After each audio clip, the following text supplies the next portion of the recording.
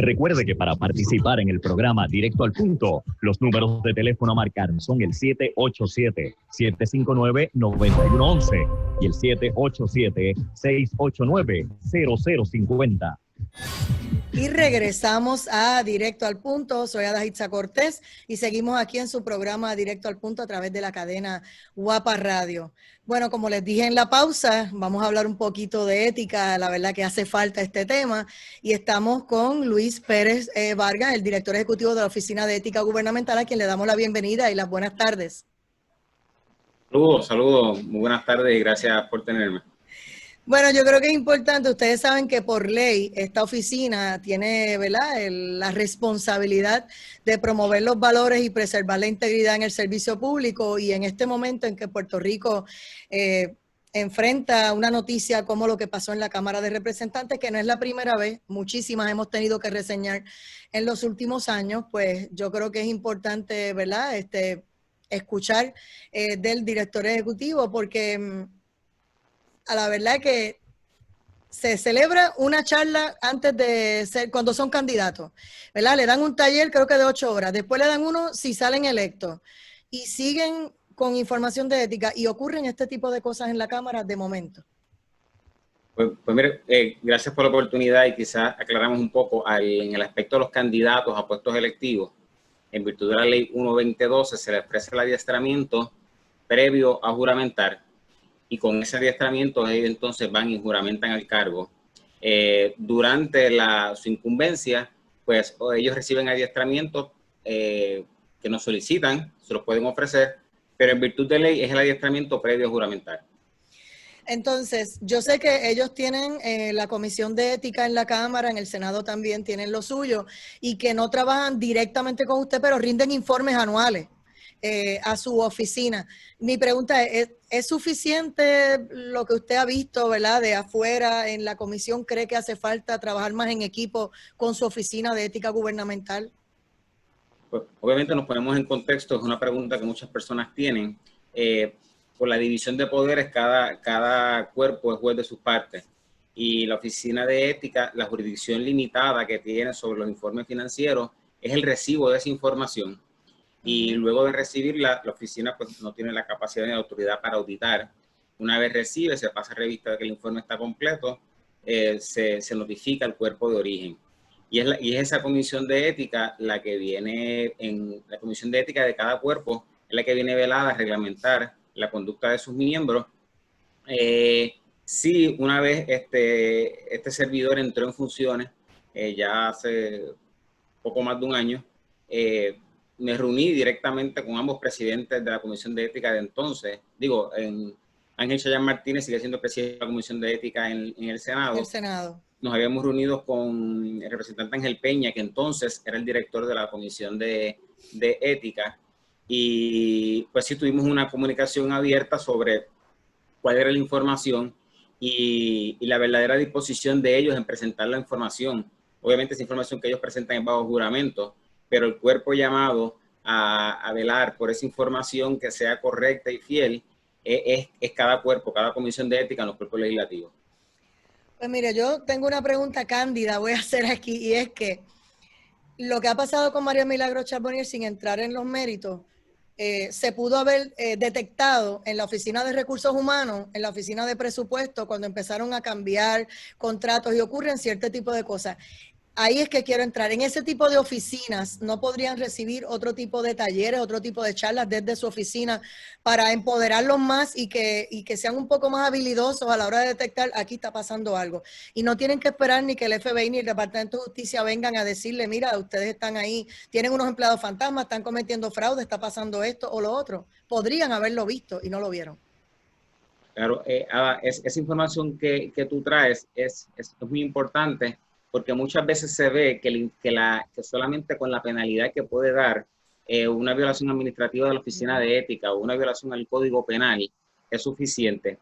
O es el fin, o es lo que se espera. Exacto, la multa y cárcel es el legal. Fin. Exacto, pero hay agencias y oficinas, como usted menciona, que es la Oficina de Recursos Humanos, la Oficina de Presupuesto o nóminas, que tienen un papel sumamente importante en verificar esas transacciones. que eventualmente pasan por la auditoría de la Oficina del Contralor, porque esas acciones de la Asamblea Legislativa son vistas por la Oficina del Contralor cada 2 años. Y por eso es sumamente importante. Talleres nos consta que nos han solicitado talleres a nosotros, se le han ofrecido.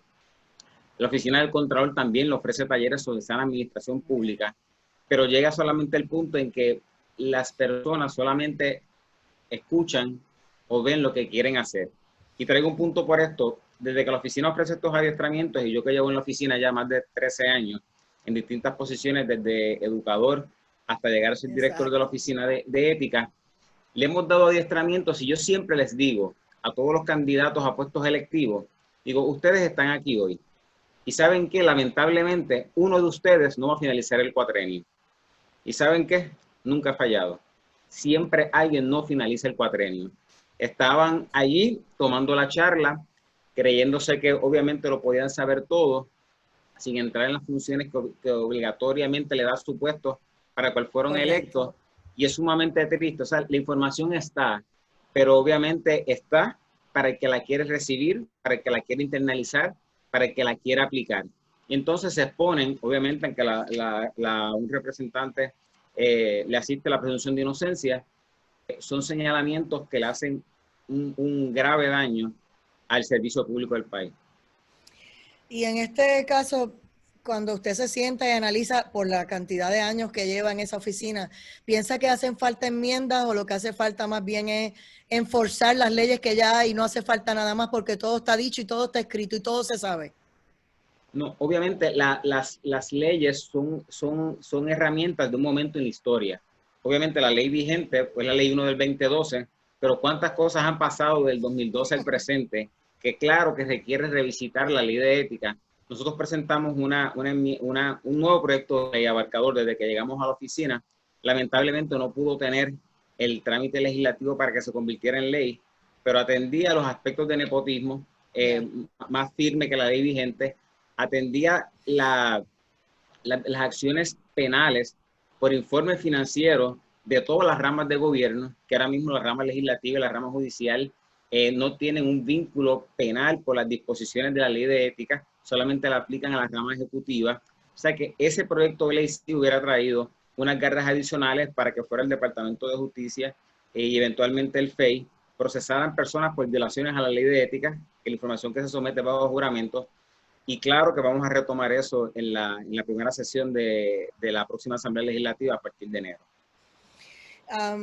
También, si fuéramos a dar un resumen de los casos que ya, desde que usted llegó, ¿verdad?, se han visto, que se han terminado y ustedes han sometido para referidos, ¿qué ha pasado con algunos de ellos? Yo me imagino no podrás dar nombres de algunos, pero bueno, por lo menos decirnos si ha pasado algo, porque yo no sé en este momento si usted está igual de frustrado que después que su oficina hace un esfuerzo sobrehumano y cumplen con algo, se engavetan y cogen polvo las investigaciones suyas y no pasa nada. O sea, cuéntenos, ¿cómo le ha ido?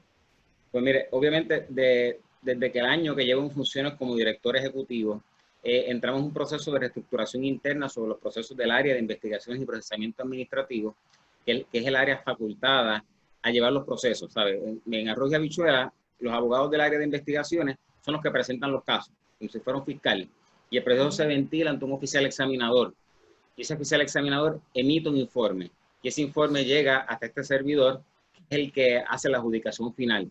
Por eso, perdona que te interrumpa, ¿qué te preocupaba de ahí que tuviste que hacer la reestructuración? ¿Fue más personal o querías cambiar las reglas de juego para mejorar? Hay muchas facetas. Lo que queramos fue un andamiaje de dirección y subdirección en esa área, porque hay mucha minucia que llega a la oficina, para ser sincero. En años de elecciones, la oficina se convierte en un zafacón de planteamiento para tomar ventajas unos candidatos contra otros. No cambian. Y lo que pudimos que obviamente fue un mensaje de poder discernir qué llegaba, que realmente fuera carne, por decirlo así, por violación a la ley de ética, y que era solamente un señalamiento vago que nos hacía, por decirlo en buen español, perder el tiempo. En este año, desde que este servidor es director ejecutivo, comparado con el año anterior, pudimos evolucionar un 200%. En el año 2018-2019, la oficina pudo presentar 11 querellas. Al presente, en este año, se han presentado 32 querellas. Eso quiere decir que el poder dividir y darle a los abogados investigadores Claro. los verdaderos casos que se pueden llevar a un feliz término, pues lleva el proceso de querella, y 32 querellas compartidos, el número más alto que la oficina, la media por año, rondaba entre 25 y 26 querellas. O La sea que nos ha superaste. rendido fruto. Y obviamente la imposición de multas, que es cuando es la resolución, que al presente en esa parte sí la pandemia, porque no se han podido ver, visto su fondo desde el mes de marzo. Y obviamente pues las querellas, las resoluciones, disculpen, al presente se han presentado 8 resoluciones que son las que imponen la multa finalmente. Obviamente cuando empecemos nuevamente a ver las vistas en su fondo, que se produzcan esos informes, se podrán emitir más resoluciones. Pero en la medida de las querellas, que son que los abogados entienden que hubo violación a nuestra ley en la fase administrativa, hemos evolucionado en un 200%.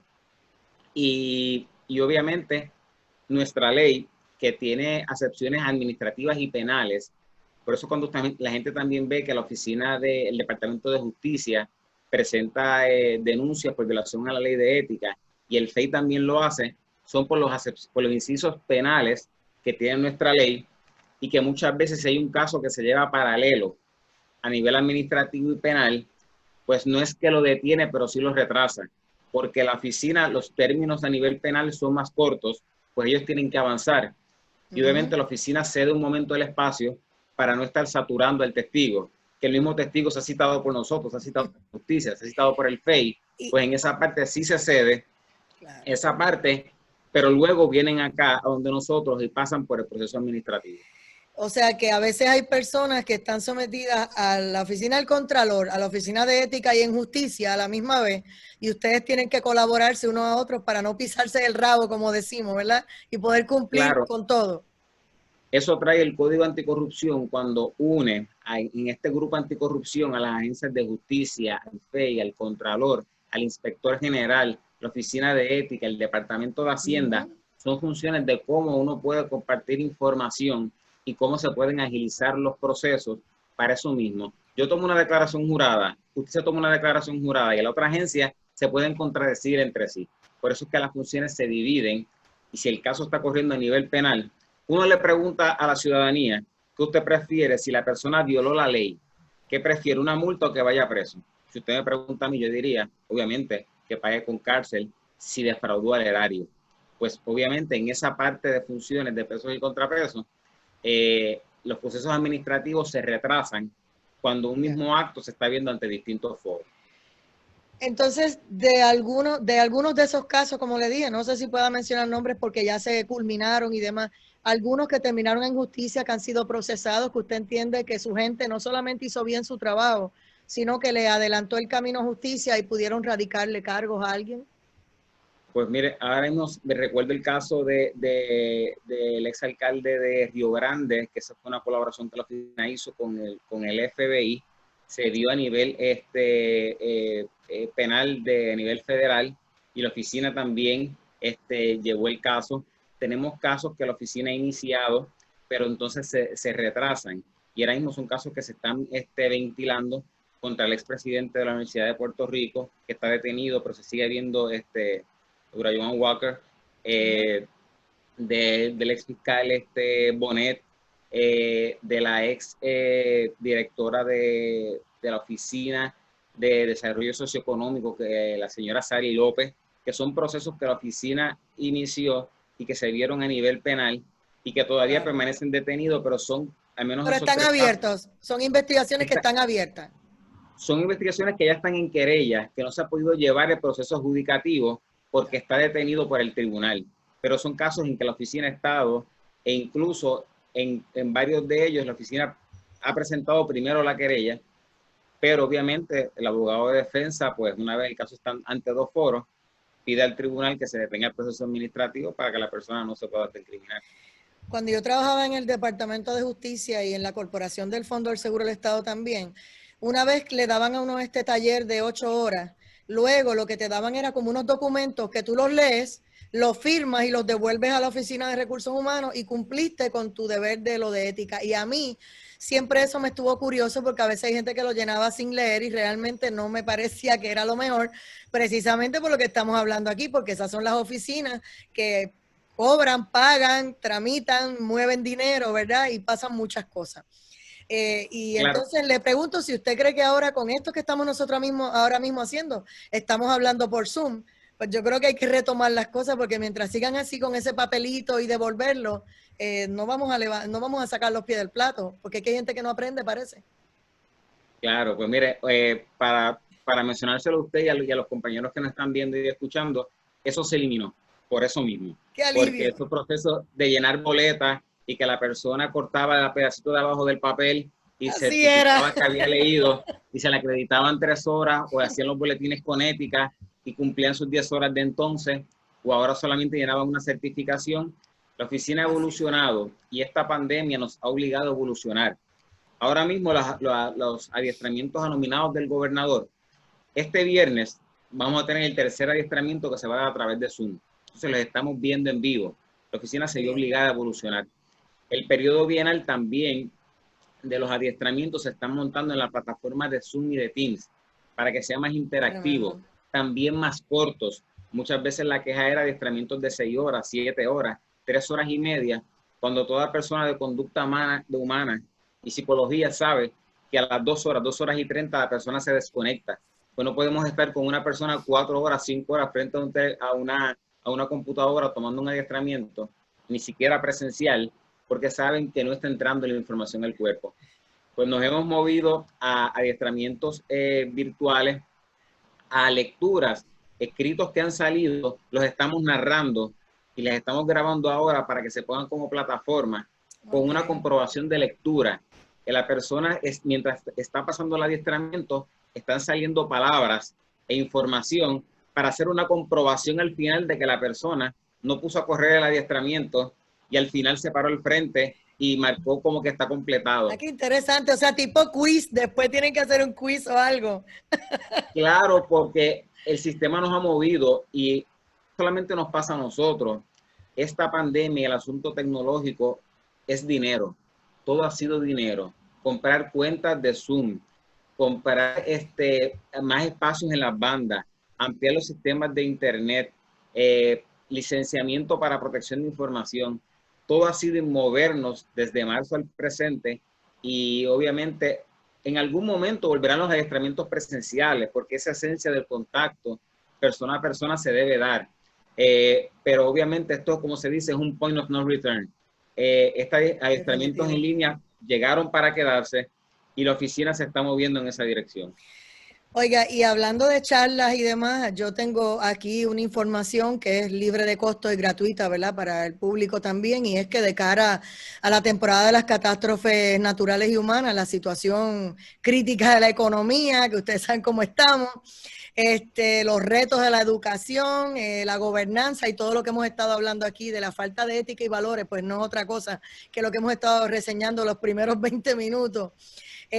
Hay un tercer encuentro nacional de ética aplicada, donde van a hablar de la ética aplicada a educación a distancia, a la inteligencia artificial, a la gobernanza y a la gobernabilidad y a la empresa. Y me gustaría que nos dijera un poquito de qué contiene eso, porque, o sea, cómo es que lo van a trabajar, porque creo que es importante que el que se quiera conectar, que lo haga y que entienda que es importante porque los valores, bendito, nos los enseñan en la casa, pero hay que seguirnos educando.